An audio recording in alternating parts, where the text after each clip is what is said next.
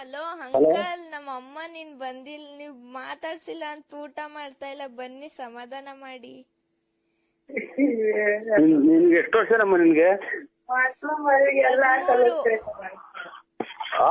13. ನಿಮ್ ತಂದೆ ಹೆಸರೇನು? ರಾಮಚಂದ್ರ.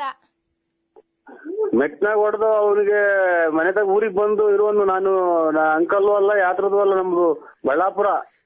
ನೀನ್ ಬಳ್ಳಾಪುರ ಅಂತ ಎಲ್ಲ ಗೊತ್ತು ಅಂದ್ರೆ ನಾನು ಊಟ ಮಾಡಿಲ್ಲ. ನೀನ್ ಬರತ್ತಾಗ ನೀನ್ ಬಂದು ನಿಮ್ಮ ಊಟ ಮಾಡಾಡಕ್ ನಂಗೆ ಗುಂಜಿಕ್ಕ ಹೊರಗೆ ಹೋಗು. ನನ್ಗೇನ್ ಹೇಳ್ತೀಯ ನೀನು? ನೀನ್ ಬಂದ್ಮೇಲೆ ನಾನು ಊಟ ಮಾಡೋದು. ನೀನ್ ಬರತಕ್ಕ ಊಟ ಮಾಡಲ್ಲ ಅಂದ್ರೆ